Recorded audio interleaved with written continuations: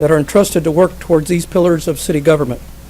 While we often think of city fire, police having responsibilities for public safety, all city departments, including Parks and Rec, have significant roles in providing for the health, safety, and welfare of the residents.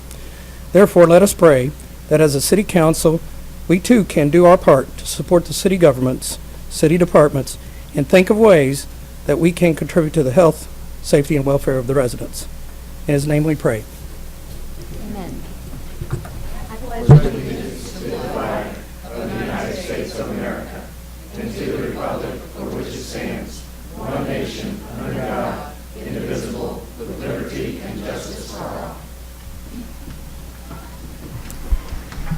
I will now call to order the Tuesday, September 6th meeting of the City Council. And Mrs. Powell, roll call, please. Branch. Here. Costales. Here. Graham. Here. Henry. Here. Hussey. Here. Mahalovich. Here. Prather. Here. Schreiber. Here. Ward. Here. Wiseman. Here. Thank you. Item 3 is adoption of agenda, and at this time, I will ask for a motion to move the TIF item, which is 2016-48, to after item 20, which is right before the closed session. So move. Second. And for some discussion on that piece, out of respect for some new information that is to be presented before the council, we've been advised by our legal counsel that we should take up that particular discussion in closed session since it involves contract negotiations, but we also want to have the option open to come back into open session if needed after the closed session. So we always have that option. It's always an option to adjourn into open session. We typically don't, but I did want to mention that because it's a little different, but having new information and out of respect for the process and needing to get the information to council, but also out of respect for wanting to allow the public access if any action is taken tonight, we would either adjourn back into open session, or the other option as well is that it would be taken up at the next meeting on September 19th. So just to make everything clear, and did I cover that, Mr. Comley? Yes, you did. Okay, so there is a motion to amend the agenda to right before item 20, and I should also say that if anyone's here to speak on that item tonight, they can still speak under item 10, presentations from the gallery on specific bills, and they're welcome to stay. We just wanted to make sure and offer that option. And they can speak just the one time. They may want to speak before, or they may want to speak at the end when we take up that item. So we'll allow the public to choose if anyone's, the ones that are here to speak on TIF can speak either when we take up item 2016-48 at the end of the agenda, or under item 10. All right, all in favor? Aye. Any opposed? Okay, motion passes. So we will move item 2016-48 to right after item 20 on the agenda. Item 4, miscellaneous agenda items. We have 2 tonight. We have 2 proclamations. The first one is the 100th anniversary of the Cole County Health Department. So I would invite Mrs. Christy Campbell to the podium. Thank you for being here, Christy, in the celebration of the 100th anniversary.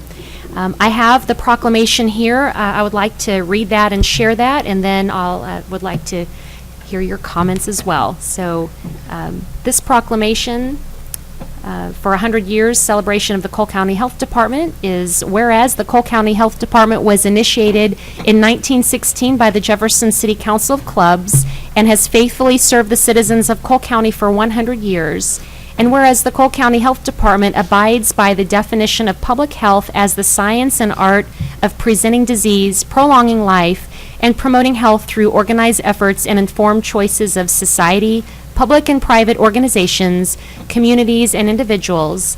And whereas the mission of the Cole County Health Department is to promote and assure the health, safety, and quality of life through assessment, policy, development, and assurance in order that our community be a safe, healthy place for our citizens to live and raise families. And whereas the Cole County Health Department is held in high regard for the prominent role it has played over the years in providing relevant, reliable, and responsive nursing, health education, and public health services to the citizens of Cole County. And whereas it is fitting and proper that the citizens celebrate this special occasion to demonstrate their appreciation and confidence in the future of the Cole County Health Department, I declare this year of 2016 to be 100 years celebrating the Cole County Health Department.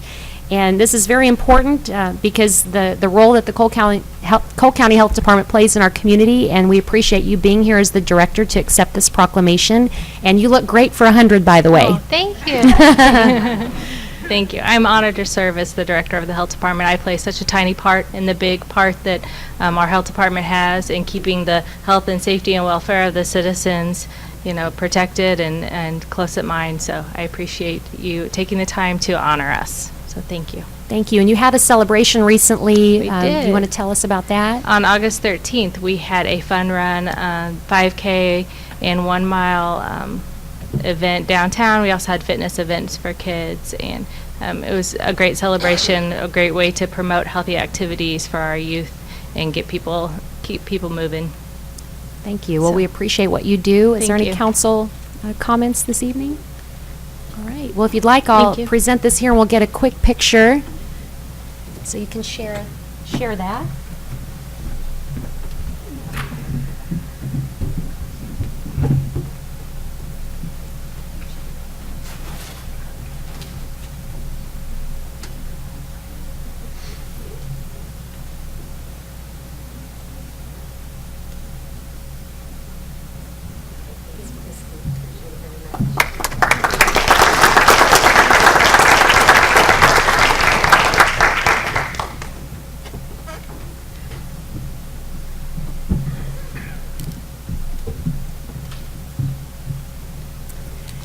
Item B is a proclamation for the Daughters of the American Revolution, DAR, presented to Mrs. Vivian Kaysen. And Vivian is here this evening, so if you'd like to come to the podium tonight or today, and I'll read this proclamation today.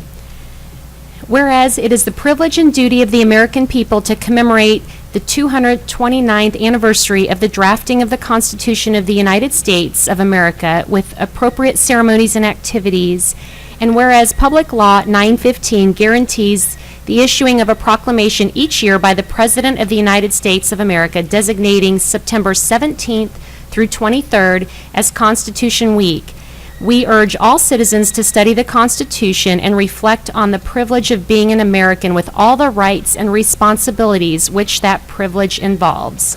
So I do hereby proclaim the week of September 17th through the 23rd as Constitution Week in the city of Jefferson.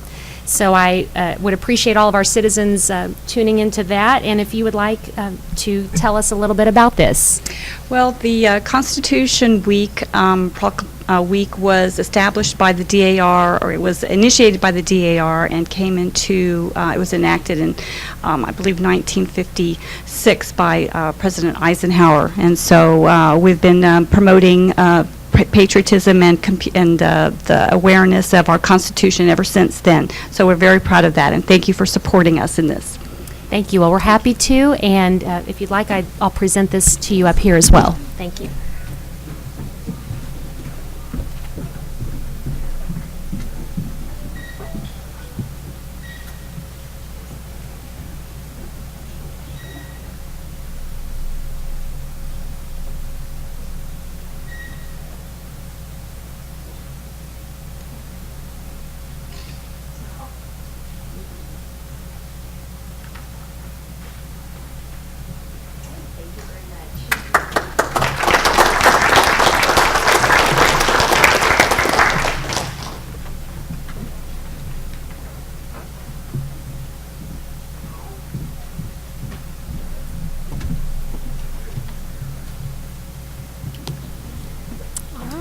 Item 5, public hearings, and there are none scheduled this evening. Item 6, appointments by the mayor. We have a very special appointment tonight, Mr. Ryan Molman as city councilor. So Ryan, if you'd like to come forward to the podium.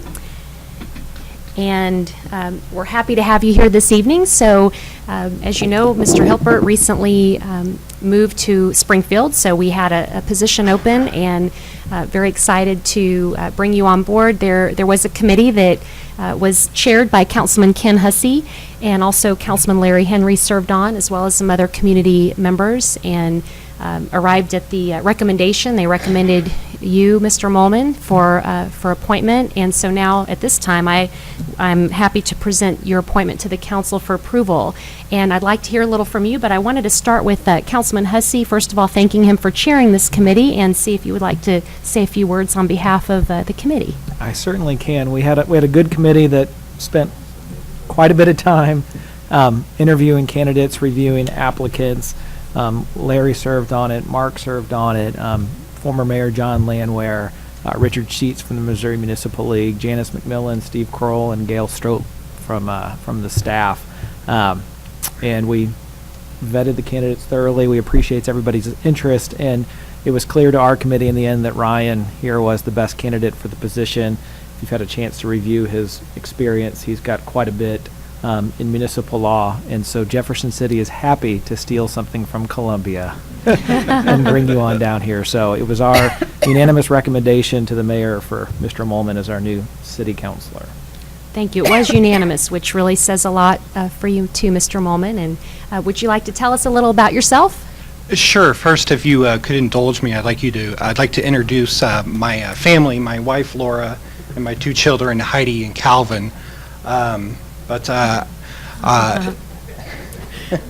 First of all, I'd like to thank the mayor and members of the selection committee for your efforts and your patience, and for the recommendation. And I'm just very excited to get to work and serve this community. I've been impressed with the elected and professional staff of the city, and I'm excited to get working and help out the city in any way that I can. Well, we're very happy to have this opportunity to bring you on board. Thank you for being here, and it's so nice to meet your family as well, and Laura and Heidi and Colvin, so sweet. So it's glad to have you all here too. And at this time, I'll make my recommendation to appoint Ryan Molman as city councilor. So is there a motion? Second. And any further discussion? All in favor? Aye. Any opposed? And that is unanimous. So welcome. We're glad to have you. And if we could, Mr. Molman, before you leave, if you would want to come up here, and if Laura and your two children, and if the council would just stand, we'll just stand up here, but could we just do one quick picture on this special day? Okay, so you all can stand here. And then if the little ones are welcome to leave. Colvin doesn't want to stay for the whole meeting. Come on up. He's excited to be here. It's dinner time. Oh. Okay, we can all just stand here. Okay, He's taller than some of you are on the diet. Aaron, I can't see you. There we go. All right, thank you. all right. Thank you. Welcome. So glad to have you all here. Welcome. Glad to have you all. All right. Bye, Heidi. Too cute. I think Colvin's ready to come up here and say a few words, I noticed. All right. Item 7, presentations from staff, consultants, and invited guests. We have none this evening. Item 8, announcements by the mayor, council, and staff. First, our 4 standing committees. The calendar is located at jeffersoncitymo.gov. We invite the public to come to those 4 standing committee meetings. Does the council have any specific announcements this evening? Okay. Item B, Chief Schofield, a residential sprinkler presentation and live burn. Thank you, Madam Mayor. Just wanted to briefly announce that we are hosting a NFPA 13D residential sprinkler presentation at our Hyde Park training facility, and that is on September 13th from 1 to 4. Would welcome anybody to attend. If you would, please get a hold of Division Chief Jason Turner or call our office at 634-6401 to register. We're going to have some manufacturers and contractors there from different parts of the sprinkler industry to talk about how residential sprinklers can be installed and some of the benefits of those sprinkler systems. So we're excited to host that event. We're also going to have a live burn side-by-side comparison of a room with sprinklers and a room without it. So that should be fun for anybody who wants to come check that out. Just get a hold of us and we'll be happy to sign you up. Thank you. Any council comments or questions for Mr. Schofield? Thank you, Chief. Item 9, Lincoln University student update. Mr. Jackson was not able to attend tonight. Councilman Graham, is there anything going on that we need to announce that you know of? School's back in session. Yes, it is. It sure is. And we had a great Blue Tiger Fest last week for the students coming back. So that was a big success of an event as well. Item 10, presentations from the gallery on specific bills or resolutions. We do have the sign-up sheet, so we'll go ahead and plan to run through the sheet, and I'll call everybody up one at a time, and if they would like to go ahead and make their presentation, it is 5 minutes per person, and we do have, I believe, a timer that would be on the screen as well to keep, is it going to be on the screen, maybe? Okay. All right, so we'll start with Mr. Glover Brown for Bill 2016-48. Welcome.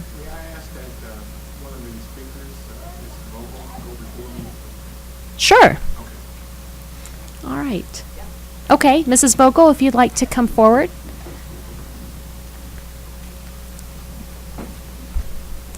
Welcome. How's everybody tonight? Very well, thank you. Yeah, I'm short. You want me to start coughing? Oh. Okay. Oh, that's right. Let me think. I got to go back to, I'm Edith Vogel. I live at 800 St. Mary's Boulevard. And can I interrupt and say it's good to have a former councilwoman here as well? Thank you. It's always a pleasure to come and see what the city's up to. I follow you in the newspaper and on the streets. So tonight, though, I'd like to come personally and do this. Did I finish it, Phyllis? You know where I am and how to come and get me? Well, come and get me. Okay. I'm here this evening to show support for Mr. Purry's request for a TIF to redo his property on Jefferson Street. This property site sits empty and boarded up, something that we don't need any more of in Jefferson City. So I'm asking you tonight to consider his application for a TIF to do what he would like to do in consultation with all of you and improve and return to our census of rooms here in Jefferson City that have been deleted by him closing down his property and wanting to redo it. So I am asking you to do, with great respect, consider my asking you to, in all fairness, to consider his proposal. Thank you very much. Thank you, Mrs. Vogel. Are there any questions of council? Okay. Thank you. Thank you all. All right, you're welcome. Mr. Brown, did you want to do next? Thank you, Mr. Glover Brown.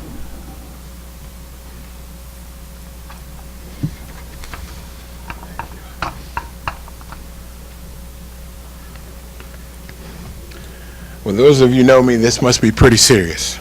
I got a suit and my glasses.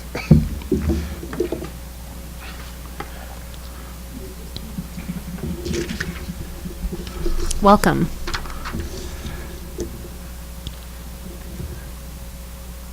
My name is Glover Brown. I live at 1700 Valley High Road, Jefferson City, Missouri.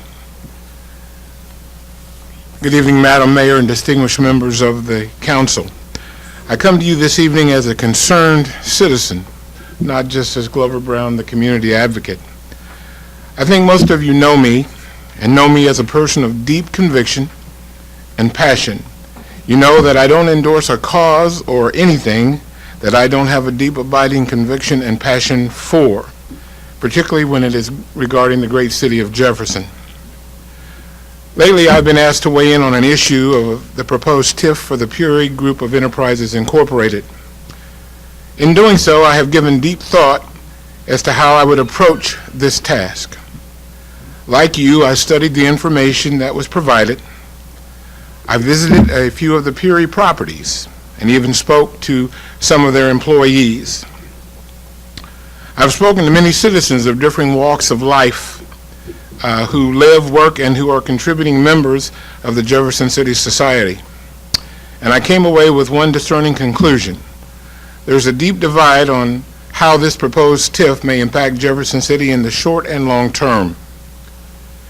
I think to a majority of the individuals to whom I have spoken, there was a lack of clear information in its totality. In others, I have found a clear self-serving motivation to advance an agenda that will benefit the few and was fostered on the notion that this proposed TIF will harm the educational opportunities of school-aged children in Jefferson City. The shortfall of the school district, if there is one, just didn't happen overnight. Over previous school board administrations, there have been a series of executive decisions that may be viewed by some as not the most prudent for the time or the economic environment. And this, over time, along with voter awareness and apathy, has had an accumulative effect on the current posture of the school district. After getting to know Dr. Puri and his family, I know that they are very pro-education and advance that notion in a clear, cognitive manner. I don't profess to know all the intricate details or the workings of the negotiations of this proposal. I do think, however, in an open forum, the Puris will be best able to give their insight on how this proposed TIF package will have a positive benefit for the city and its overall impact on the school district. After canvassing the Jefferson City Chamber of Commerce and the Jefferson City Convention and Visitors Bureau, there is a general consensus that Jefferson City has a deficit of some 200 lodging rooms. With the increased emphasis on bringing tourism to Jefferson City, we need to start planning now for the increased need for lodging. And Madam Mayor, I'd like to take a little side note off of my prepared speak and say thank you very much for promoting tourism in Jefferson City. I think you've made some great strides in demonstrating to the city that there is a potential for increased tourism, and I think you're doing a magnificent job. Thank you.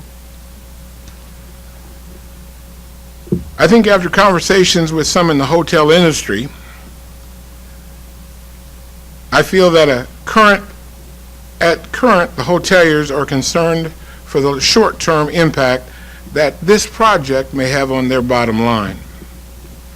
Currently, there are 2 full-service hotels in Jefferson City, the DoubleTree by Hilton and the Capitol Plaza.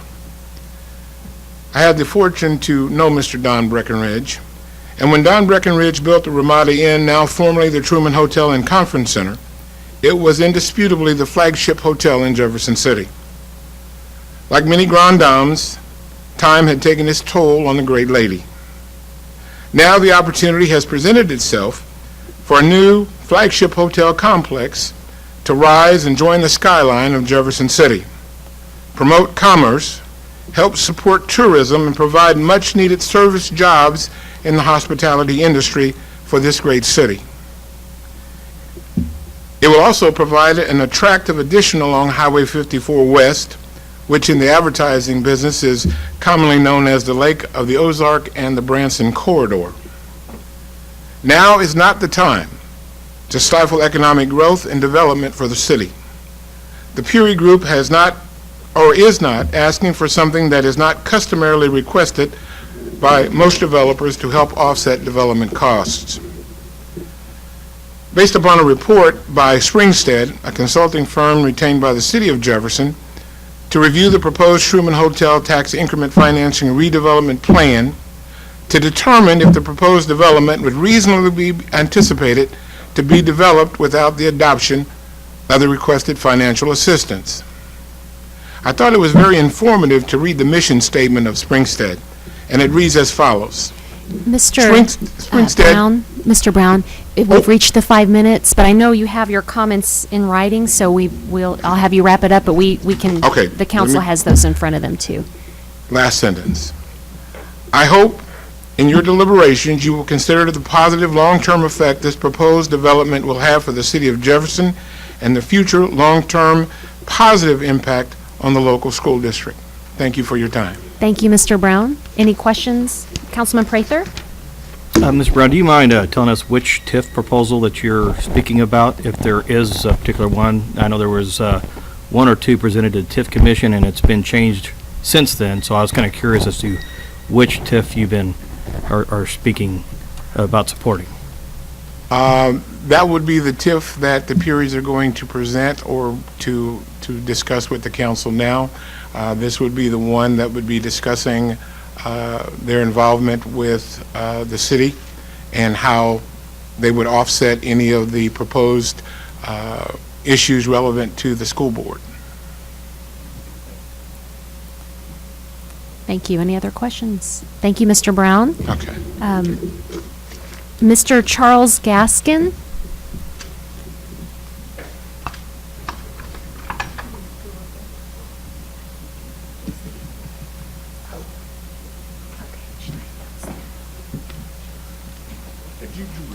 Okay.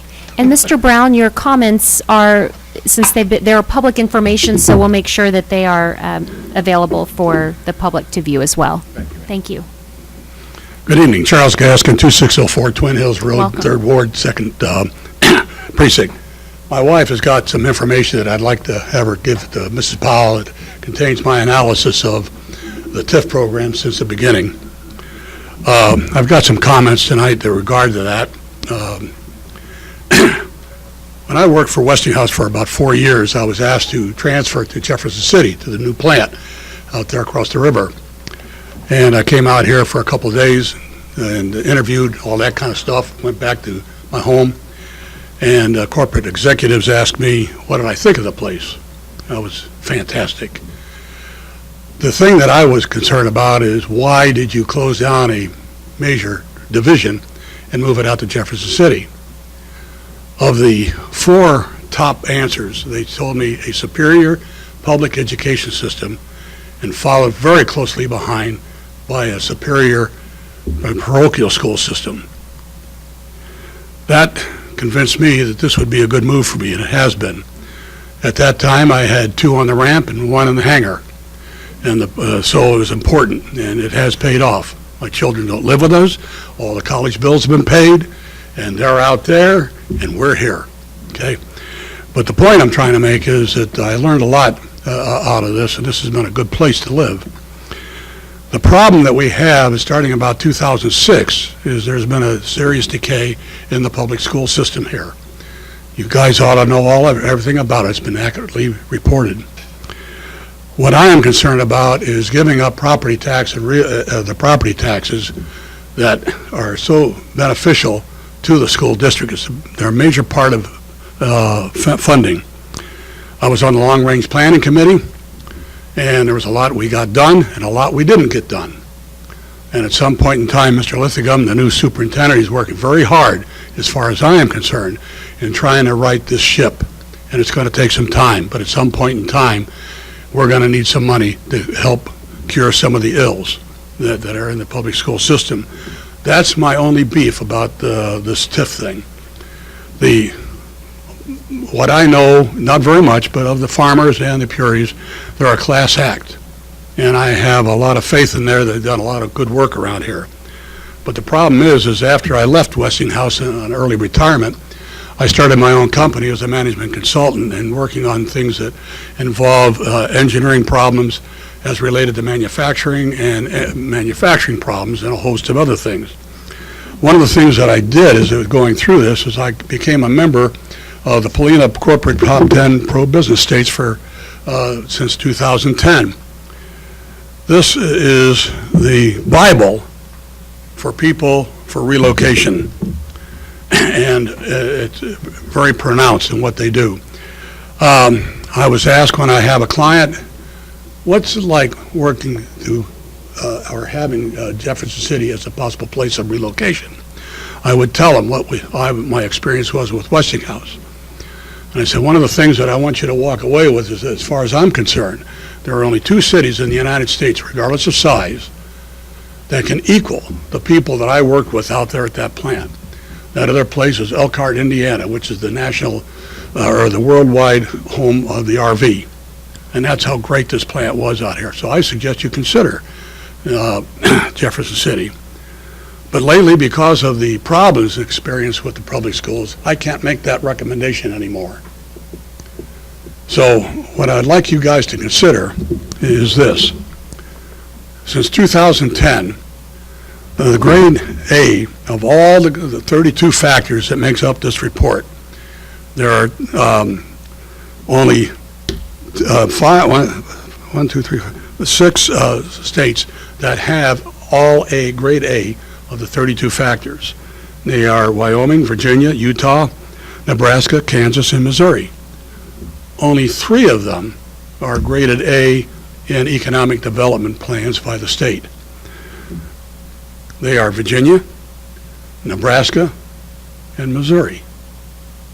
My recommendation is that if you've got to take property taxes, please go with the Puries and the farmers over there to the Truman Building and talk to the economic development people. They may be able to help you, okay, instead of taking it from the school district.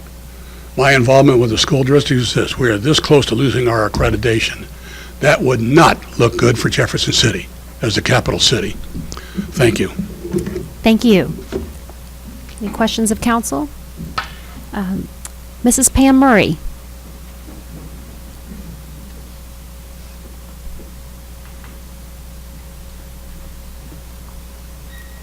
Welcome. Thank you. Mayor Turgeon and council members, my name is Pam Murray and I reside at 1052 Choctaw Ridge in Holt Summit. That is part of the Jefferson City Public School District. I am also an individually elected member of the Board of Education and an interested party to the creation of a tax increment financing district that, if established, will negatively impact school district revenue for the next 2.5 decades. As fellow elected officials, we are all aware of the importance of increased property value as a means to increase salaries and number of employees and finance some projects without raising tax levies. As you consider the appropriate use of TIF for this community, please consider these issues. What opportunities will this community forego by pursuing this development opportunity? While TIFs are a legal way of offering inducements to developers, once started, they seem to mushroom. Perhaps an alternative to TIFs and abatements is to promote quality of life issues, such as the availability of housing, a well-educated workforce, quality health services, good public education, a variety of cultural and entertainment opportunities as better and more sustainable incentives. For the most appropriate use of incentives, they should be used judiciously and targeted to achieve the objectives of the local community. Does this TIF meet those objectives? What will be the short-term and long-term income impacts on the property tax base and other local tax revenues? At the school district, our buildings are overcrowded. More than half our buildings are over 50 years old. Classes are above the recommended size. We cannot keep up with technology needs, and for the second year, we are using reserve funds for operational needs. 48% of school revenue is from property taxes. The district does not have a sales tax revenue stream. The TIF proposal touts new jobs, the vast majority of them low-paying. At the same time, the school district is limited in hiring additional teachers as there is no place to put additional classrooms. The St. Louis Post-Dispatch recently published 2 articles regarding the use or overuse of TIFs in St. Louis. The St. Louis Development Corporation is looking to better control tax incentives. They found that between 2000 and 2014, a total of $709 million in local tax revenue was not collected due to tax abatements and TIFs. This is revenue that did not go to schools, libraries, and other local entities. During that same time, several school districts in St. Louis have declined and been taken over by the state. While a direct connection between the TIFs and declining schools has not been proven, educating more students with less future income does not bode well for providing updated texts and fair pay for classroom educators. The article also notes that the TIFs were cited as a reason for the city's credit rating being downgraded earlier this year. The second Post-Dispatch article and editorial noted the effect of spot blighting, the practice of declaring a single parcel as blight for the purpose of abating taxes as a new and questionable use of tax abatements as a major reason for lack of investment in truly blighted areas. For our community and surrounding areas to flourish, every step must be taken to encourage investment. An article in the May 2011 edition of the publication State Tax Notes details a proposal to do away with TIFs by Governor Jerry Brown of California, as they are no longer sustainable. California, it should be noted, is where TIFs were first used in 1952, and that state has the longest history of TIF use. Perhaps we have something to learn from their experience. Although TIFs remain legal in California, multiple lawsuits have curtailed the use. As reported by the Kansas City Star, in Kansas City, a coalition of community activists has formed and is leading a move to place TIF reform on the ballot in a stricter form than a previous attempt by Mayor Sly James in 2014. The movement has led to Kansas City education and political leaders discussing incentive reform. This year, the Missouri legislature passed TIF reform in St. Louis and St. Charles County, limiting tax abatements to the cost of demolition and clearing of land only. Redevelopment or development is no longer eligible for tax abatements. Perhaps there's a lesson to be learned there. And I have information specific to the Puri group of proposals. I see I'm running out of time. If I could submit 2 copies, one to Ms. Powell and one to Mr. Comley. Sure. Thank you. Thank you, Mrs. Murray. Any questions? Councilman Hesse? I do, Ms. Murray. Thank you for being here. Thank you. This is a broad question for you, I guess, but in your remarks, I'm drawing the conclusion that you have opposition to all TIFs regardless of format, project, and such. Is that an accurate statement? I would say most TIFs. I think TIFs, as they were originally developed, were proposed for neighborhood redevelopment as opposed to spot development of one parcel at a time. And then my second question, you made a statement about a negative impact to the public school district here on revenue, but my understanding is that the property that we're talking about is in decline already and has lost value over time. And so is there a negative impact to the public school district if the project does not happen? That's the part of the remarks I did not get to. Okay. I believe that the but-for determination has not been fully met. Because of the property's prime location, high visibility from Highway 54, Christie Drive, and Jefferson Street, the ability to easily reach it from 2 exits in either direction, I think indicates that this property will probably be either developed or sold. Sometimes it is beneficial for a property owner to board up the property, leave it vacant, have the tax assessment lowered to rock bottom, and then seek the tax abatement. And I suspect that's what's happened here.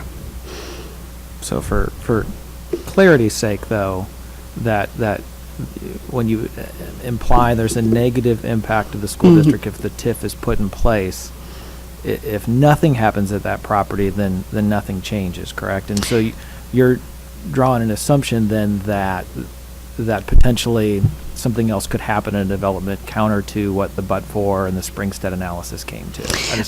Well, as part of the budgeting process, when there is an increase in property value, either through new development or improvements in development, or just a general raising of all assessments, that additional revenue allows for growth. That's what pays for our salary increases, trying to keep up.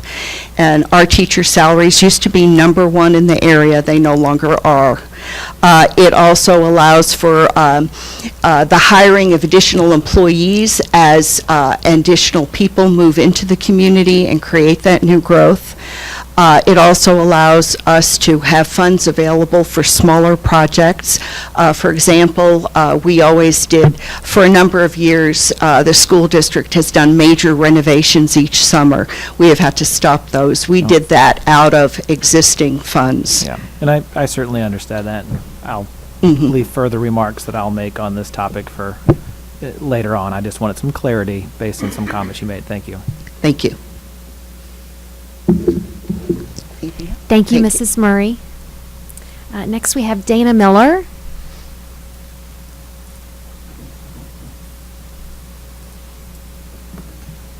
Welcome. Thank you, Madam Mayor, Administrator Crowell, and members of the City Council. I appreciate you giving me the opportunity to speak briefly here before you tonight. I'm actually going to switch gears for a little bit and talk about the Capitol Avenue Blight Study and the bill that's on the agenda tonight for action. I am coming before you as the chair of the Missouri State Capitol Commission. So I'm actually a resident of Cole County, not of the city, but I am a state employee, been here, raised in Cole County in the city, actually lived here until I got married and moved back out to the county. So it's kind of an emotional issue for me, just because we've worked really hard on the Capitol building. As you know, you see a lot of construction going on.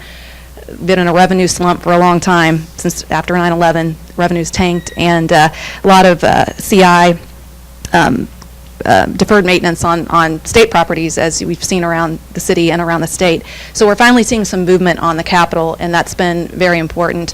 There were a lot of issues going on there that if you would come, I would be happy to give you a tour and show you what was going on and then what's being done to fix that building up. So what I'd like to see happen is the Capitol Avenue, what I call the Capitol Mile corridor between the Capitol building and the MSP. It's disturbing to see the blight, the decline of those buildings that has occurred over the years.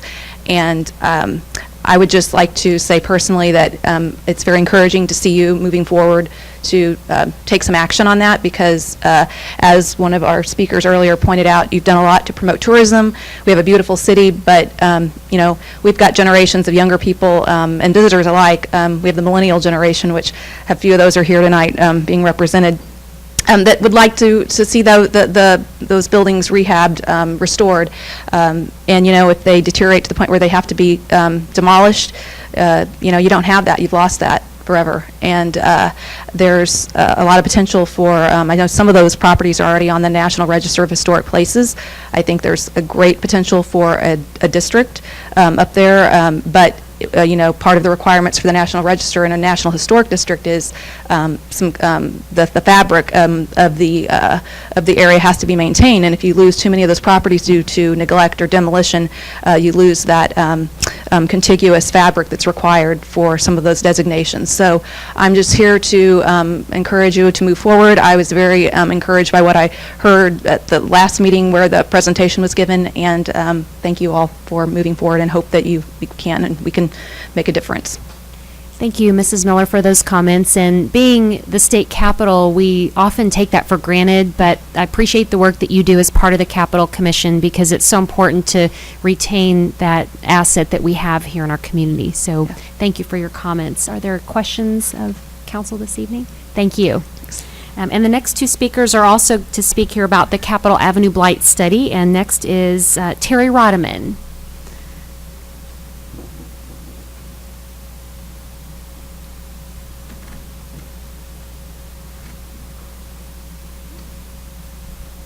Welcome. Hi. My name is Terry Rodeman. I live at 308 Berry Street in Jefferson City, Missouri. I am a member of the Historic Preservation Commission, and I wanted to come here tonight and just give a few of my own personal thoughts on the blight study and then the bill that you have moving forward on that. I first want to thank all of the mayor and council members and city staff, because I know this has been a long process and you guys have worked really hard on it, and we're really excited to see it moving forward. And it's really important to the community. I think it'll be a great legacy for everyone who's worked on this, that after all these years we are moving forward. We're going to eventually, we hope, see this area that is a blight area in our community and has been such an eyesore. Hopefully we'll see it improve, renovated, and become maybe a hub for tourism in our community, because I think we have a lot of people that want to see that and a lot of interest in those homes, and we could bring some revenue, generate revenue from this area. So it's not always just a drain on our economy and our city resources. By investing in it, I think that we will see those returns come back, and I think we heard about a little bit of that, the amount of money that the city is losing through taxes on this area because of the blighted homes that are on Capitol Avenue and other areas close to that. I would also just like to say that we are working on the demolition ordinance in the Historic Preservation Commission, and so we would like to, I know myself in particular, I would like to meet with any of you at any time to gather your thoughts on that, because I know that's going to go or be a point of interest when we start moving forward on this blight issue and these homes on Capitol Avenue and the surrounding area. And so I would very much like to meet with any of you to gather your thoughts and have your support for that when we begin to move that forward also. And I thank you for your support, and I hope that this continues to move forward. Thank you, and thank you for your service on the Historic Preservation Commission as well. Appreciate it. Any comments, questions? Okay. And Chuck Lehmeyer.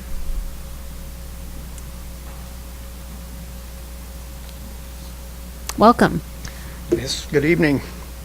My name is Chuck Lehmeyer, and I live at 6319 Rolling Road, which I like to point out is outside the city limits. However, I assure you my heart is in this city.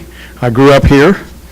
I wanted to speak regarding the designation of the homes and properties out on East Capitol as blighted properties. And I want to thank personally Councilman Mahalovich and Schreiber for sponsoring this bill. It appears to be a good first step in saving some of these properties, and that's the right thing to do. Have a little problem with the sound of the word blighted. The properties in question are not that bad, if you ask me. The word blighted sounds like a property that should be demolished immediately. I would like to think of the homes and properties that are under consideration as endangered, because many of them are historic buildings. I realize that term has no legal basis, and blighted is the term we need to use, and then we're proposing to redesignate this area for revitalization and redevelopment. That's the right thing to do, and I hope the council will further this bill and keep up this effort, and let's save some of those properties. I would like to mention I have a favorite out there, and that's the former governor's home that is called Ivy Terrace. That was such a magnificent home in its day. I've actually prowled the house and probably trespassed to get a good look at the thing, and I've heard people who have seen the inside say that house was magnificent in its day. I dare say it is not magnificent today, but it's still standing. Let's do what we can to save some of these beautiful properties. Thank you, Mr. Lehmeyer. Any questions? Thank you. All right. That concludes item 10. Now, item 11, the consent agenda. Is there a motion to approve? So moved. Second. Any further discussion? All in favor? Any Aye. opposed? Motion passes. Item 12, bills introduced, 2016-42. Mrs. Powell. An ordinance of the City of Jefferson, Missouri, changing, amending, and modifying the zoning map of the zoning code of the City of Jefferson by rezoning 1.12 acres of land located in the 2500 block of Hideaway Court from RA2 High Density Residential to C2 General Commercial, and endorsing an associated comprehensive plan amendment. Thank you. Mrs. Abbott. Thank you, Madam Mayor. Mayor, I am going to refer to my coworker, Eric Barron, to discuss this. Thank you, Mayor. First, to orient you to the location of this request. Up on the screen is a vicinity map showing a portion of the city. And you'll see East McCarty Street going diagonal through the screen. In the lower right-hand corner is the intersection of St. Louis Road and East McCarty Street, where Daisy Delight is located. In the upper right-hand corner is the intersection of Landwehr Hills Road and East McCarty Street, where Midwest Block and Brick is located. So this particular request is located about halfway in between those two landmarks along East McCarty Street. It's located on a private road named Hideaway Court. It's an unimproved private gravel road, essentially. and the property's highlighted there. It's a portion of a larger piece of property. I have the larger piece of property highlighted in yellow. The black with hash mark highlighted is the subject of the request, the bill. Up on the screen is a zoning map of the area. You'll see that the property is zoned RA2, which is a multifamily residential zoning district. The request is to rezone the property to C2 general commercial. The property is being divided off of the hatch mark property is being divided off the larger piece of property and transferred to the neighboring property owner, who is Mr. Don Minkemeyer, has a storage shed business located just to the east of this property. So the purpose of the request is to expand the storage shed business onto this tract of ground. Storage sheds are a conditional use of the C2 zoning district, so upon approval of a C2 rezoning of this property, Mr. Minkemeyer will proceed to apply to the Board of Adjustment for a conditional use permit to actually extend the storage sheds onto the property.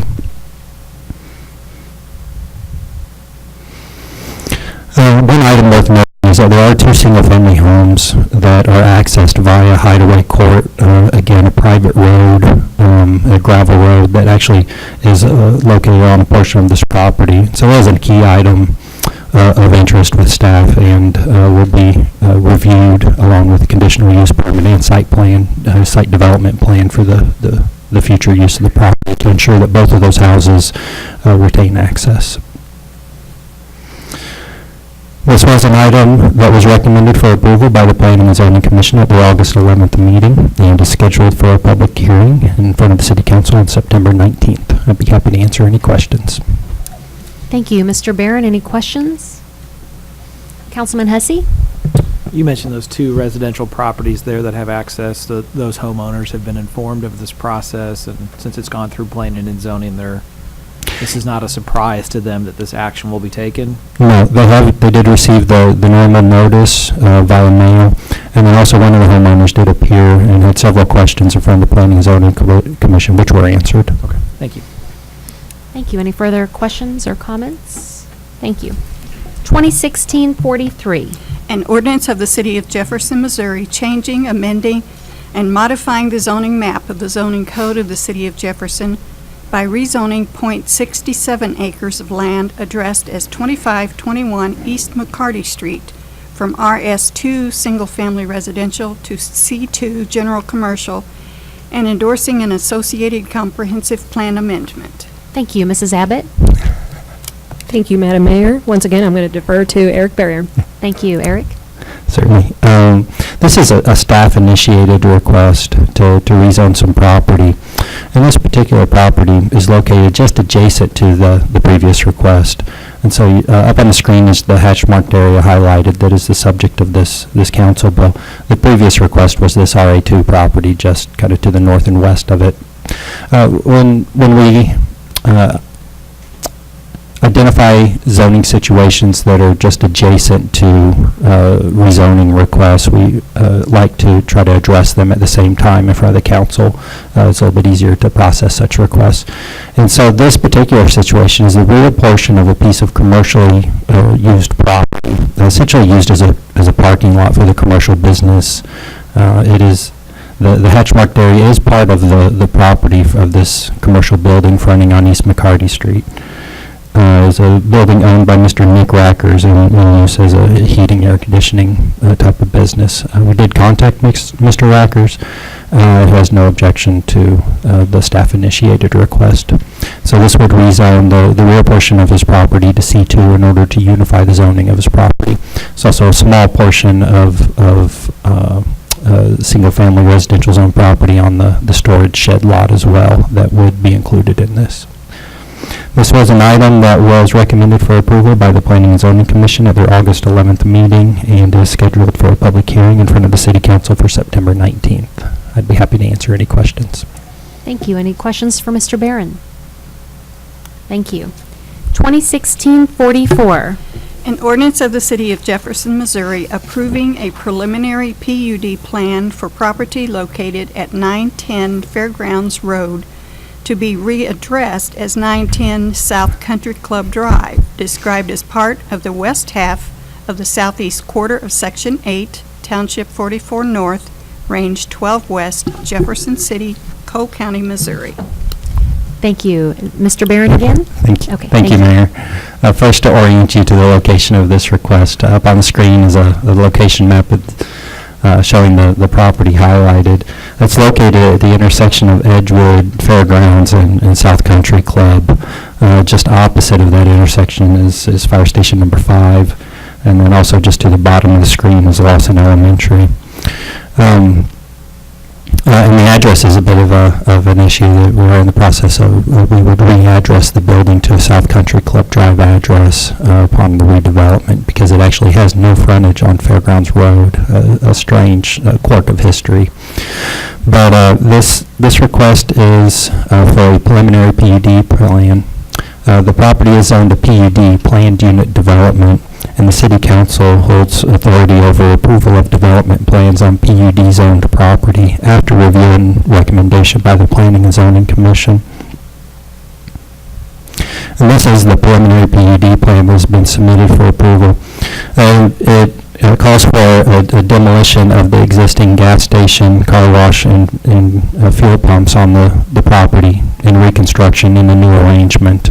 You'll see the building, a car wash located off to the side and fuel pump located in front of it.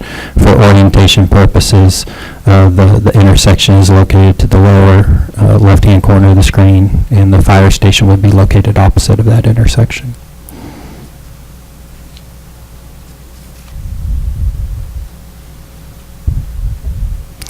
We also have a building rendering showing what the building would look like after its reconstruction. This was an item that was recommended for approval by the Planning and Zoning Commission at the August 11th meeting and is scheduled for a public hearing in front of the City Council on September 19th. I'd be happy to answer any questions. Thank you. Any questions for Mr. Barron? All right. Thank you.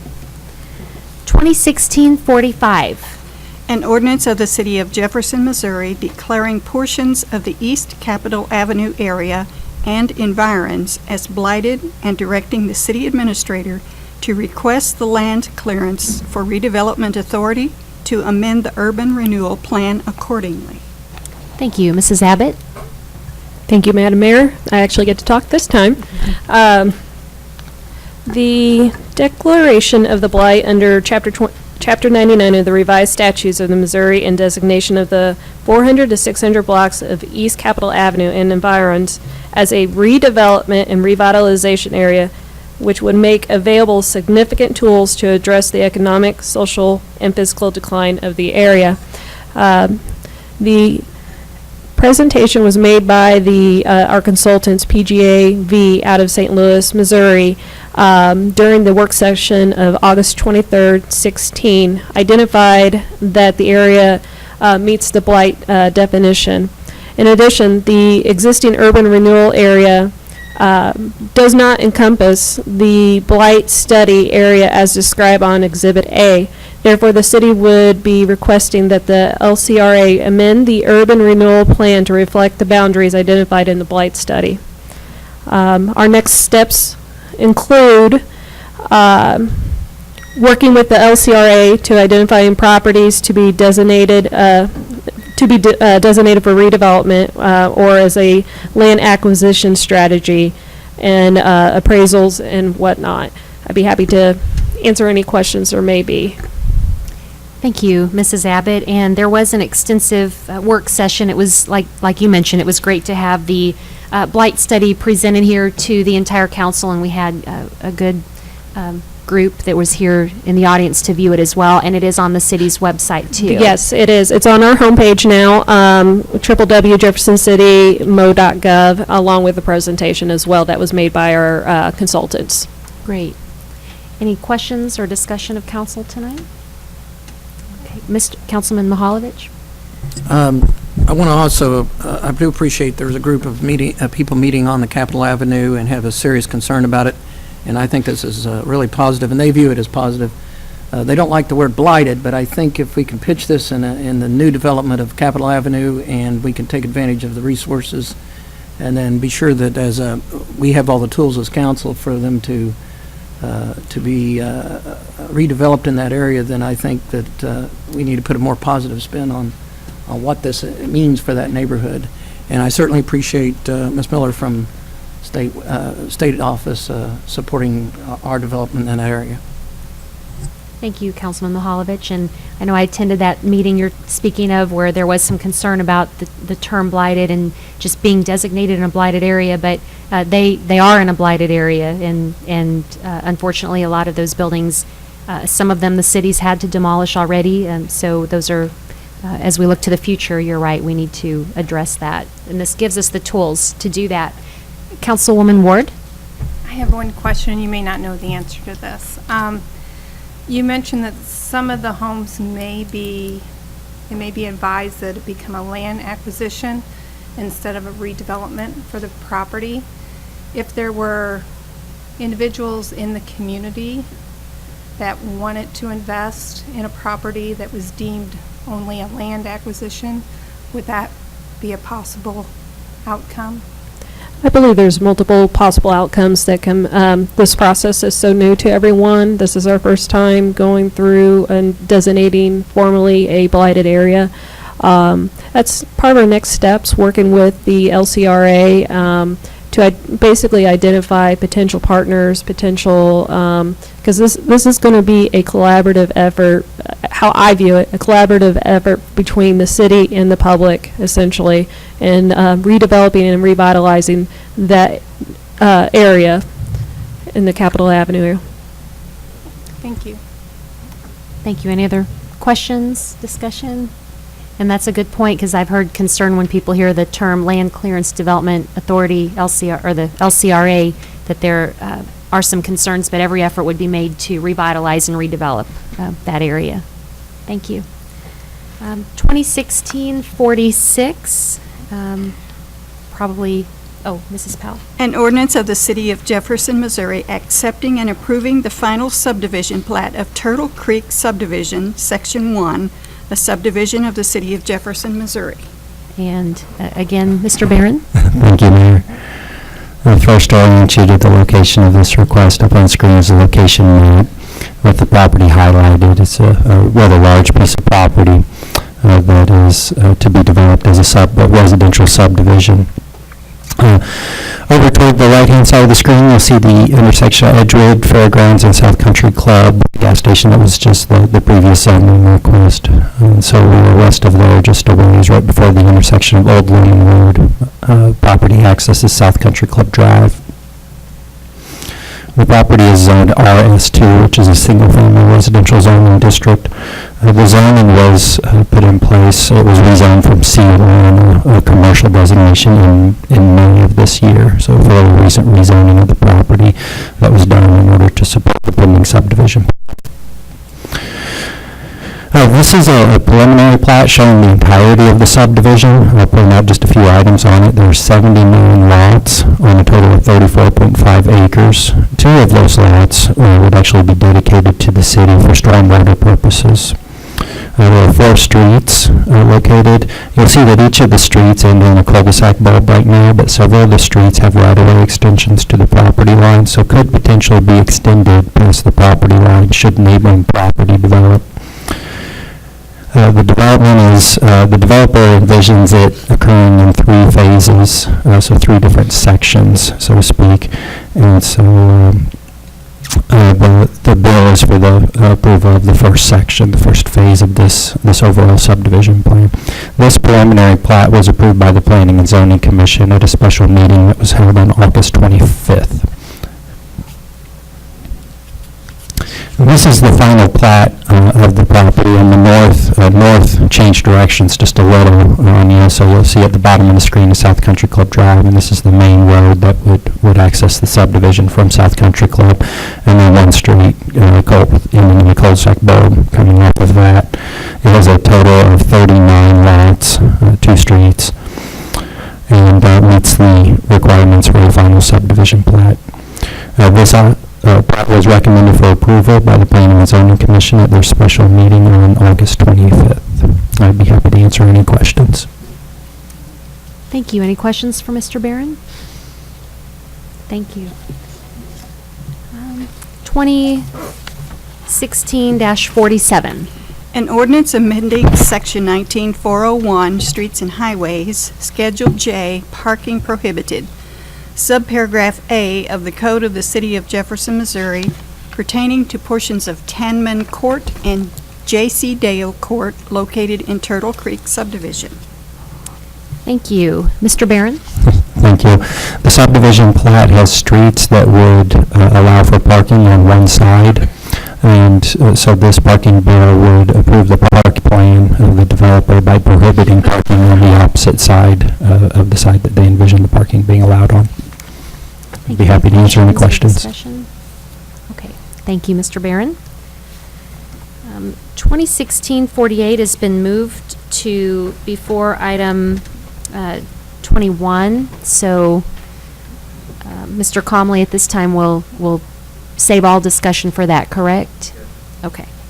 Item 13, bills pending 2016-37. An ordinance of the City of Jefferson, Missouri authorizing the mayor and city clerk to execute a 3-year contract with Health Check 360 in an amount not to exceed $48,535 per year for providing wellness screenings and healthy living information. Thank you, Mrs. Strope. Thank you, Mayor. So with the assistance of Wall Street, we recently went to bid for our wellness program services, which includes our online incentive programming and tracking, biometric screening, and health risk assessments. We received 5 proposals. We had interviewed a committee of employees who interviewed all 5 companies and then brought the top 2 companies back for like a web-based interview process, and ultimately came to the conclusion that Health Check 360 was the best provider and the lowest cost. Health Check 360's ability to integrate electronic tracking with their online program really set them apart from their competitors. With Health Check 360, we will be able to continue to offer a large variety of programs and options to reach the many different interests of our employees to best encourage and promote a healthy lifestyle. The cost is approximately $48,535, but may vary slightly with the number of participants, as it is a per-person cost. This is about $12,000 less than our current provider, and I'd be happy to answer any questions that you have. Thank you. Any questions for Mrs. Strope? Okay, roll call, please. Branch. Aye. Costales. Aye. Graham. Aye. Henry. Aye. Hussey. Aye. Mahalovich. Aye. Prather. Aye. Schreiber. Aye. Ward. Aye. Wiseman. Aye. Bill passes. 2016-38. An ordinance of the City of Jefferson, Missouri authorizing the mayor and city clerk to execute a $272,300 agreement with Central Missouri Professional Services Incorporated for the Basin 17 Relief Sewer Design Project. Thank you. Mr. Smith? Yes, Madam Mayor, thank you. This bill would authorize a contract with a local consulting engineering firm, Central Missouri Professional Services, to look at our Basin 17 Relief Sewer Project. This, the scope of the project will first begin with ascertaining a problem statement, if you will, and identifying possible actions, and then ultimately move through that project and design with the idea of eliminating some wet weather overflows that currently exist and some potential backups that we've experienced due to wet weather flows and high flows. The project's being funded through loan funds with our wastewater fund, and be happy to answer any questions. Thank you. Any questions? Councilman Hussey? This is just a broader question, but a project like this, we're contracting these services out. Is it just that we don't have staff time or staff available to do this kind of work in-house, or we need the expertise of a company like CMPS? I think it's a little bit of both. The scale of this project is as you might ascertain from the number, quite large. It would take quite a bit for us to be staffed up to handle that sort of project in-house. So we are able to, use our dollars wisely by using a consultant in projects such as this. Appreciate that. We get those questions from time to time about what can staff do and what needs to go out, so thank you. Thank you. Any other questions or council deliberation? Roll call, please. Costales. Aye. Graham. Aye. Henry. Aye. Hussey. Aye. Mahalovich. Aye. Prather. Aye. Schreiber. Aye. Ward. Aye. Wiseman. Aye. Branch. Aye. Bill passes. 2016-39. An ordinance of the City of Jefferson, Missouri, authorizing the mayor and city clerk to execute an agreement with Don Schneider's Excavating Company, Incorporated, for the Forest Hill Avenue and Forest Drive Stormwater Project. Thank you. Mr. Smith? Yes, as the clerk stated, this bill would authorize a contract with local contractor Don Schneider Excavating to complete the Forest Hill Avenue and Forest Drive stormwater projects. This area within the western parts of the community, the storm sewer has actually collapsed, and we've had a road closed for a while as we've gone through the design process and had this out for bid. The contract would allow for 90 calendar days for that construction. Be happy to answer any questions. Thank you. Any questions or deliberation? Councilman Prather? Just had a question that the agenda mentions that it's a substitute bill. Is this the one we're talking about? If I might, the substitute bill simply corrected a clerical error in the contract amount of $9. It was incorrect by $9. Thank you. So do we need a motion to take up the substitute? The substitute bill summary. It was only in the summary, not in the bill itself. Oh, in the summary. I'm following you. Okay. Any further questions or deliberation? Roll call, please. Graham. Aye. Henry. Aye. Hussey. Yes. Mahalovich. Aye. Prather. Aye. Schreiber. Aye. Ward. Aye. Wiseman. Aye. Branch. Aye. Costales. Aye. Bill passes. 2016-40. An ordinance of the City of Jefferson, Missouri, authorizing the mayor and city clerk to execute a $67,811.65 agreement with Buscom Incorporated for the upgrade of recorder equipment in the 911 Communications Center at the Police Department. Thank you. Chief Schrader? Madam Mayor, may I present 40 and 41 together, please? Yes. So should we have Mrs. Powell go ahead and read 41? An ordinance of the City of Jefferson, Missouri, authorizing the mayor and city clerk to execute a $225,017.40 agreement with A&W Communications for the upgrade of radio equipment in the 911 Communications Center at the Police Department. Thank you. Chief Schrader? Thank you. Bill 40 authorizes an agreement with Buscom Incorporated for the upgrade of the recording equipment in our 911 Emergency Communications Center located at the Police Department. Bill 41 authorizes an agreement with A&W Communications for the upgrade of the radio equipment in that same 911 Emergency Communications Center. A three-step 911 technology upgrade for the 911 center was originally devised. Step one of that upgrade was successfully concluded in 2015. That was when the city approved a partnership with Cole County for 911 telephone system upgrade. That partnership provided for Cole County to pay 25% of the total cost of that element of the project. Steps 2 and 3, which you just read, are reflected in Bills 40 and 41 and will consist of upgrading the radio and recording systems. Physical information includes the radio upgrade for $225,017.40, recording equipment upgrade $67,811.65. The total is $292,829.05. The county, Cole County, has again agreed to pay 25% of that total cost, which translates to a city cost of $221,944.35, and the county will contribute $70,884.70. Our portion will be paid with sales tax F funds. When we conclude this project with steps 2 and 3, we will have $227.90 remaining. Be happy to answer any questions. Thank you. Any questions? Council deliberation? Councilman Costales? Yeah, thank you. Chief, refresh my memory, I believe from previous conversations, this is going to upgrade also at the backup, which is at Fire Station 3. And you reminded me the first time, Councilman, and yes, that is an important part of this. We will upgrade both the primary 911 center and the redundant center at Fire Station 3. You're correct. I just wanted to put be aware of all that. Thank you. Any further questions, comments? All right. Thank you, Chief. We'll take up 2016-40 at this time. Roll call, please. Henry. Aye. Hussey. Aye. Mahalovich. Aye. Prather. Aye. Schreiber. Aye. Ward. Aye. Wiseman. Aye. Branch. Aye. Gonzalez. Aye. Graham. Aye. Bill passes. And now 2016-41. Hussey. Aye. Mahalovich. Aye. Prather.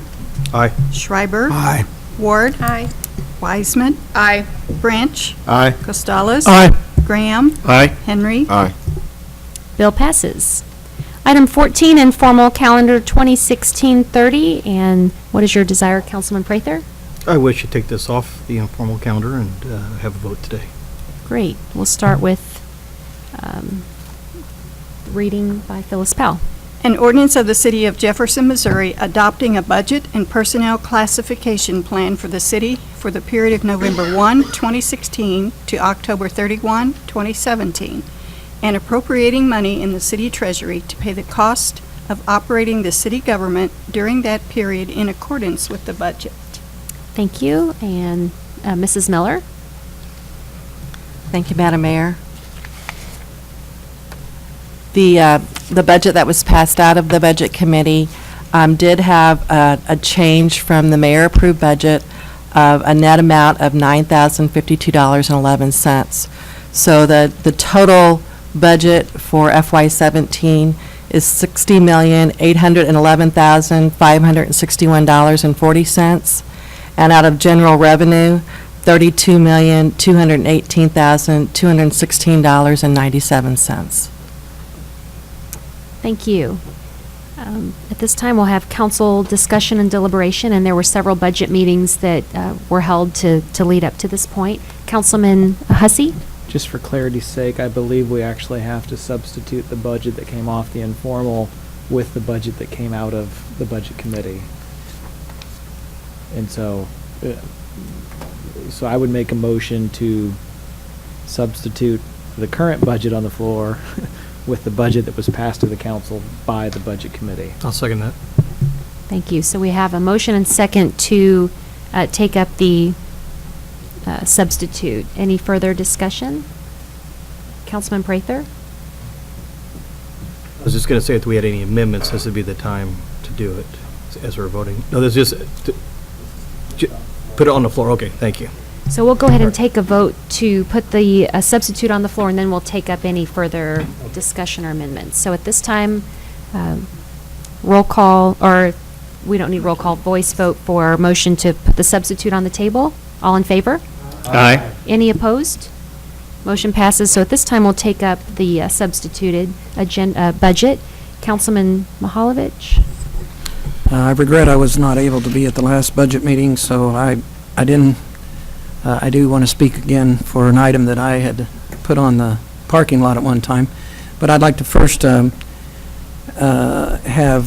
Ms. Miller give us a rundown of how we paid for the street worker during the budget hearings, because I was in support of the street worker, but I want to be sure everybody understands how we paid for that and what we did with the excess dollars. Okay, an additional street worker was added in the amount of $42,885.38, and the offset was to remove a tandem dump truck and plow for $150,000, and the residual of $107,114.62 was added to street materials. Okay, therefore, I'd like to move to amend the budget to include $27,558.40 to reinstate the internship program. So we have a motion and second. Is there further discussion on the amendment? Furthermore, I should have said the offset. Thank you. The offset will come from that street material, the $150,000. And it is further my desire that this could be debated each year, that it doesn't mean that we're locked into the internship program forever. So it's a one-time cost, and it's a one-time decision, and we may have the same decision next year. I don't know if that needs to be a part of the motion. Okay, I'll make that a part of the motion. Okay, where the money's coming from. And then to speak on its behalf is, I don't know how many times our HR folks attend career fairs and college fairs and whatnot, but unless we have openings, they're kind of preaching to, well, come see us later, or there's really not a good introduction to the city. But if they have an internship to pitch while they're at those career fairs, especially at Lincoln University and State Tech, then they have an opportunity to entice some of the young talent that we have in the area to explore city offices and then further maybe be employed by the city as time allows. So I'm speaking, that's why I'm in favor of this. Councilman Mahalovich, to make sure we have it clear for the record, could you state the amount again for Mrs. Powell? Okay. $27,558.40. Okay, do you have, and you have what you need, Mrs. Powell? Okay, great. Any further discussion from council? Councilman Costales? Yeah, I'm not in favor of this because if you look around the town and drive around, the streets are in horrible shape, and price asphalt's down. We need to take advantage and overlay as many streets as we can while price of asphalt's down due to the low price of oil right now. Any further comments, council deliberation? Okay, hearing none. At this time, we'll take up the amendment, whether or not to add Councilman Mahalovich's amendment. So, all in favor? This is a voice vote. I mean a voice, correct? Either way. All in favor? Aye. Any opposed? Okay, we better do roll call. Sorry. Roll call, please. Branch, Aye. Costales, Nay. Graham, Aye. Henry, Nay. Hussey, Aye. Mahalovich, Aye. Prather, Aye. Schreiber, Nay. Ward, Aye. Wiseman, Nay. 4 no, 6 yes. 4 no, 6 yes. So that amendment passes. So at this time, we'll ask to take up the budget including Councilman Mahalovich's amendment. Is there any further discussion? Councilman Prather? Not really a discussion. At this point, I'd like to say thank you to the mayor and to City Minister Steve Kroll and Mrs. Miller and the whole staff for all the work that they put in this year on this budget. We really appreciate what you guys did, and it made it go a lot smoother. Thank you. I agree completely, and thank you for chairing the Budget Committee, Councilman Prather. And it was great having Margie Miller on board as well. Thank you. All right, any further discussion? If not, we'll take up 2016-30. Roll call, please. Mahalovich, Aye. Prather, Aye. Schreiber, Ward, Aye. Wiseman, Aye. Branch, Aye. Costales, Nay. Graham, Aye. Henry, Nay. Hussey, Aye. Bill passes, so the budget is official. Thank you. Item 15, resolutions, RS 2016-19. Is there a motion? Second. All right, Mrs. Powell? a resolution authorizing selection of United Healthcare for group health insurance. Mrs. Strope? Thank you, Mayor. Every year, with the assistance of Wall Street Insurance, staff reviews our group health insurance plan options. As you probably all remember, in 2016, we switched to an administrative services only, which is a self-insured option within United Healthcare, with 3 different plan options for employees to choose between. The Employee Health Advisory Committee recently looked at the various options for renewal for 2017, including the option to go back to a fully insured plan, which would have about a 12% premium increase, and feels the best option is to renew our current plan with the same benefit design and an approximately 8.5% increase in premiums. The additional premiums are based upon a high claim usage, which right now is running about 90%, and a full year of claims. With 2016, since we just went to the fully insured, due to the claim or the submission lag time of claims, we didn't have it's considered an immature year. So these rates will fund the claims, fund expected claims plus 5%. Lee Wilbers with Wall Street is here, so if you guys have any questions, he would be happy to answer any questions, as would I. Thank you. Councilman Prather? I guess this would be for Mr. Wilbers. Welcome, Mr. Wilbers. Thank you for being here tonight. Just had a question regarding, this is our first year for the partially self-funded plan, and I just wanted to get your opinion on, do you feel that the cities, that the funding that we're going to take this year is the appropriate funding for the coming year? Okay. First of all, thank you, Mrs. Mayor and the council. What we did last year, and partially self-funded, which we've talked about for years for the city, with your size is the way to go.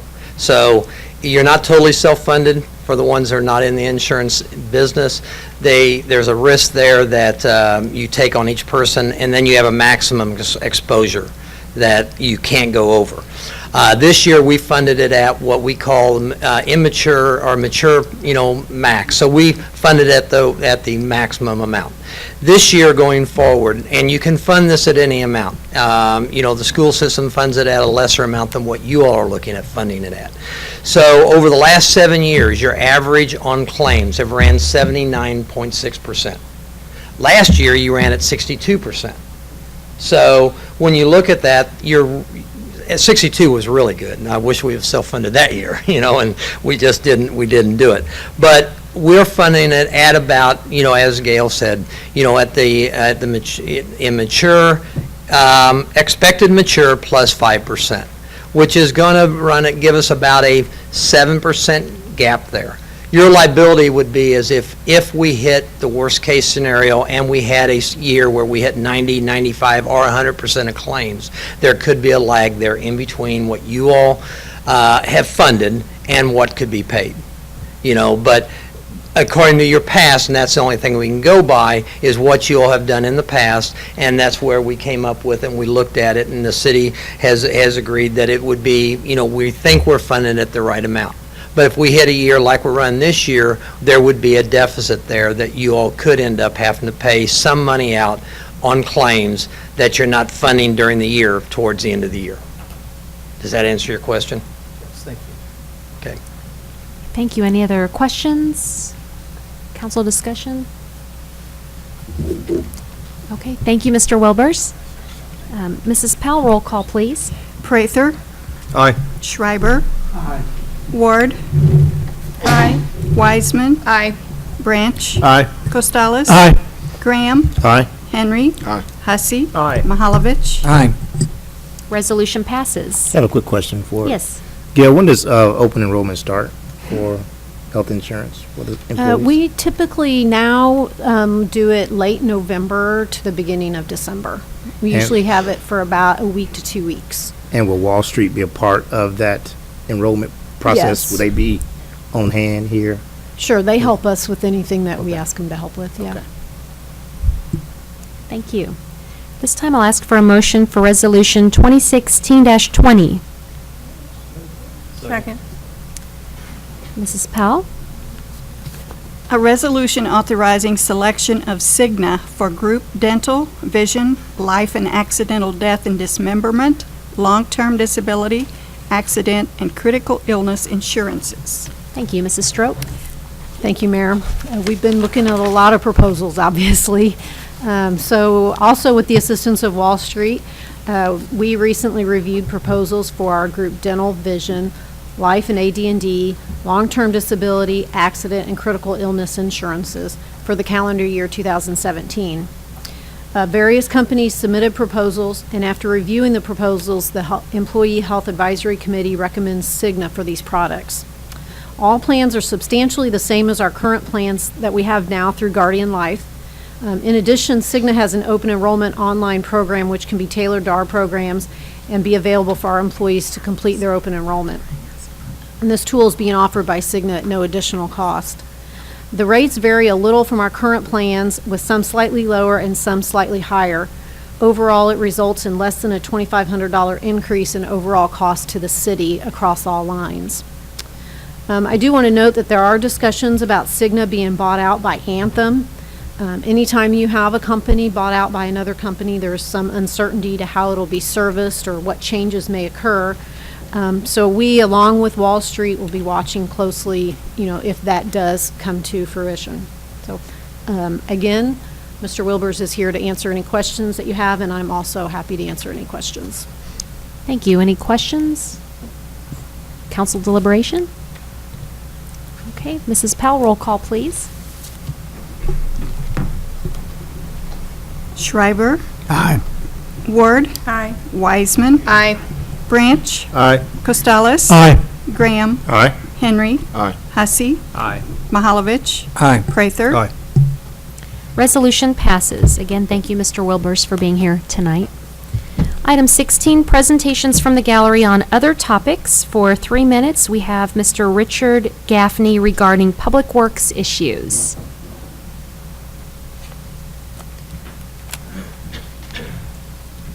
Welcome. Good evening, Your Honor, and members of the City Council. It's been many years since I addressed this honorable council. All the faces are new to me except Brother Schreiber. We know him from a long time ago. And there are other people in the audience that know me and I know them. My wife and I live in the First Ward, 1015 El Dorado Drive, which you may know is just east of the State Highway Patrol headquarters. I will mention that we have not met our alderman and alderwoman. When Mike Harvey was our First Ward alderman, he came by our house, he introduced himself, we invited him in, we met together for about half an hour or so, we got to know each other. That was rather refreshing. I'm afraid that to us, most of you are unknown ciphers. We just don't know you, and you don't know us. The question is, how do you aldermen get to know your constituents? How do you find out about their needs and wants? How do you determine how you can best serve those who elected you, those for whom you work? Well, after all, you do work for us, and when I asked for a place on the docket, I was asked what topics concerned me. I was duly called by Mr. Moraes to the Department of Public Works. He was most helpful, provided insights I hadn't had earlier. I thank you. It takes some initiative to get up and talk to you all. I want you to understand that. A word about my credentials, since most of you don't know me. I've been a county planner, a regional planner, a city planner, a county planning director, a planner for the state of Missouri for a quarter of a century. I've been a member of the American Institute of Certified Planners since 1979. That's kind of like AIA or PE designations. I served on the city's Stormwater Committee for several years. So I speak to you with about 80 years of experience. I hope you won't take my remarks as being too much for fault finding, because I appreciate much of what you've done. I want to talk about roadways first. Because of where we live, we use East Elm Street frequently, between Clark Avenue and Eastland Drive. In case you don't drive that street very often, I want to acquaint you with the fact that the road needs work of several kinds. East of the Highway Patrol building, there's a bend in the road on a hill with a drainage way at the bottom of the hill. The street drains are covered by a grating that traps debris of all kinds and plugs them, so that the drain pipes are unable to fill and water accumulates.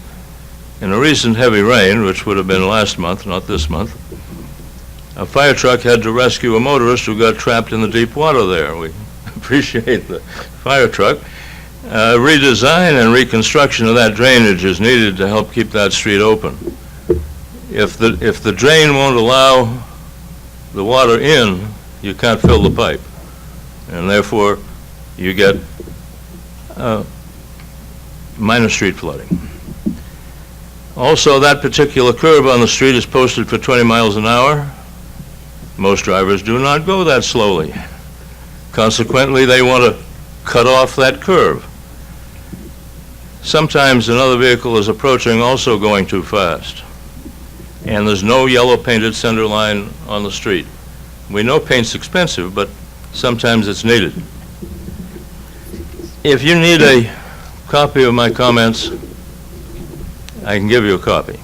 Thank you, Mr. Gaffney, and I want to make sure that some of your issues, you said you've spoken with Mr. Marash. If we need to Yes. have somebody from city staff maybe get a hold of you about some of those concerns, and also you mentioned who your first ward reps are, which would be Mr. Prather and Branch, so perhaps you all can also connect and share some of those concerns with your councilman, and we're glad that you're here, so you get to know the council tonight. That would be neat. Thank you. We Thank appreciate you. you being here.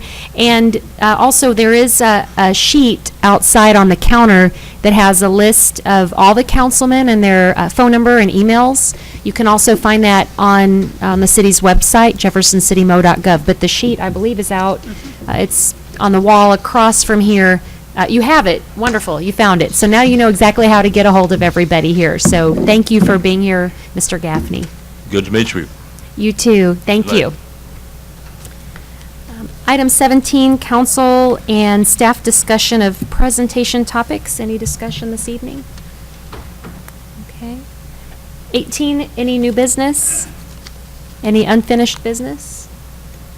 Item 20, is there a motion to approve the closed session minutes of the August 15th closed session? So moved. Roll call, please.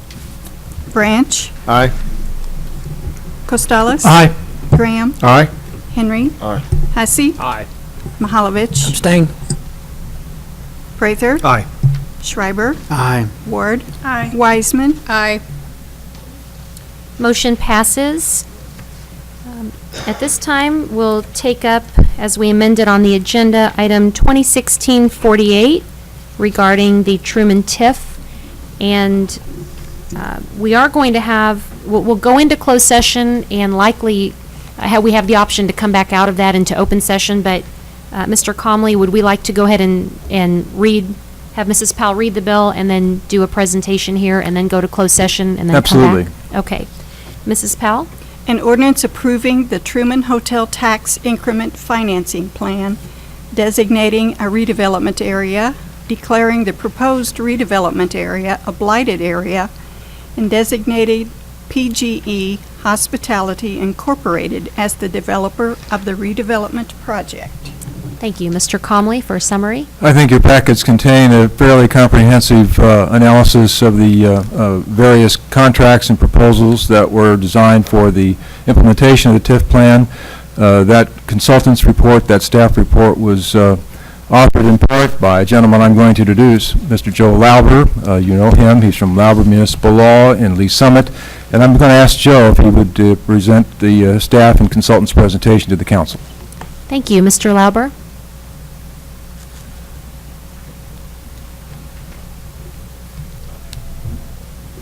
Thank you, Madam Mayor, members of the council. Good to see you this evening. As Mr. Comley noted, my name is Joe Lauber with the law firm of Lauber Municipal Law, LLC. My office is located at 250 Northeast Tudor Road in Lee Summit. I represent the city of Jefferson as their special counsel for economic development matters. This evening, you're being asked to consider a proposed TIF plan for the redevelopment of the Truman Hotel. You each have received information in the City Council packet about this plan, including a very detailed staff and consultants report summarizing the plan and providing recommendations of the TIF Commission and of the city staff and consultants. In summary, this is a proposal to demolish the Truman Hotel and to build 2 new hotels totaling about 266 rooms and to renovate the existing conference center. The total projected cost of this project is approximately $56.8 million. The applicant is requesting approximately $8.9 million in public assistance through a combination of TIF revenue and an independent pledge of 50% of the city's lodging tax revenues created by the redevelopment project. As you know, On June 23rd, the city's TIF Commission held a public hearing on this matter. Prior to their consideration, the TIF Commission received a substantially similar staff and consultants report to the one that you received in your packets. At the hearing, the TIF Commission heard evidence both for and against the proposed plan, and after the hearing concluded, the TIF Commission considered but failed to approve a resolution to recommend approval of the TIF plan by a 1-7 vote. The TIF Commission then voted 8-0 to recommend in opposition to this plan. Even though the TIF Commission recommended in opposition to this plan, the TIF Act permits the City Council to approve the plan. However, such approval would require a 2/3 majority vote of the entire City Council. In other words, it would take 7 yes votes in order to approve the plan in light of the TIF Commission's recommendation.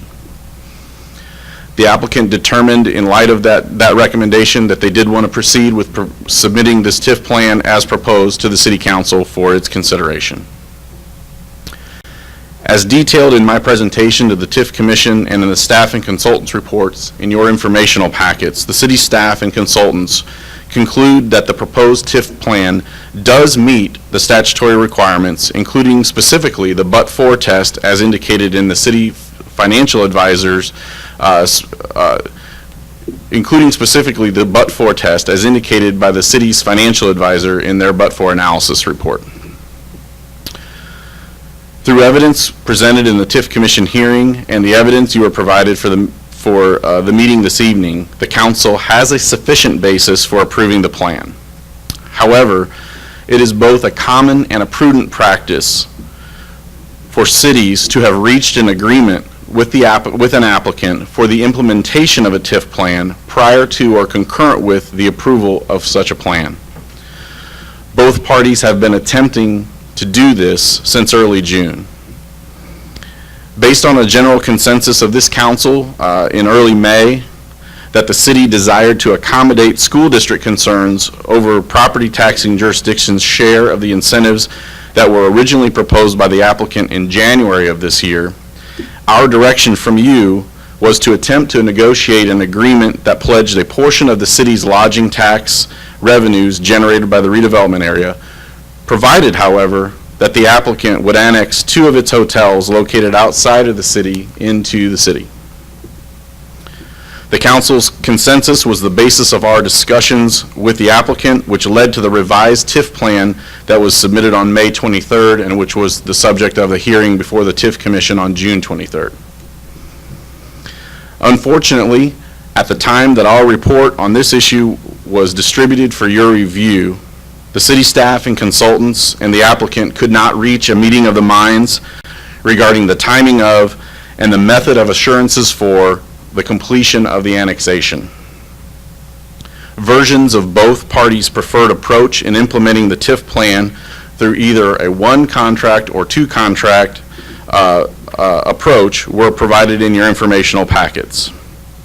As a result of this failure to reach an agreement for implementing the TIF plan, the city's staff and consultants' recommendation is that the City Council should deny approval of the TIF plan and related development benefits and obligations. However, before you would consider that, it is my duty to inform you that late last Thursday night, I did receive a communication from the applicant's attorney, Mr. Robert Hollis, that they may have alternative language that may allow the applicant to become more comfortable with the 1-contract approach proposed by that is preferred by the city staff and was proposed by the city staff and consultants. I spoke with Mr. Hollis on Friday morning, and this morning I received a communication from him which detailed this alternative. At this time, Mayor, if the council is so inclined, it would be appropriate to consider a motion to go into closed session pursuant to Section 610.210, subsection 12 for negotiated terms of a contract, so that I could present the proposed changes to the TIF contract to the council, and then the council could continue with its deliberations once we've received that information. Thank you. And before we entertain that motion, I do want to thank the council and those in attendance for the meeting, because although it's always an option, we typically don't go into closed session and come out, but there is a possibility we could come back out if the council would choose to do that. But we do want to take our legal advice and enter into the closed session for contract negotiations this evening. So at this time, pursuant to Section 610.021 of the revised statutes of Missouri, I will entertain a motion to go into closed session to discuss the following contract negotiations, Section 610.02112. So move. Second. Roll call, please. Branch, Aye. Costello. Aye. Graham, Aye. Henry, Aye. Hussey, Mahalovich, Aye. Prather, Aye. Schreiber, Aye. Ward, Wiseman. Aye. So at this time, the city council members will go across the hall, and everybody is welcome to remain here if they would like. They don't have to, but they're certainly welcome to remain inside council chambers while we go into closed session. And then Mr. Molman, if you could join us as well across the hall, and otherwise, any other staff? that I was wish just to going to be say, there? the rest of the staff, you all that can go if you don't want to be here for that. So that means we have to come back over here to adjourn regardless. Yes, we will We come have to back come back here across the hall, to period. adjourn. All right, well, to make sure Thank you, it's Mayor. clear. Thank you.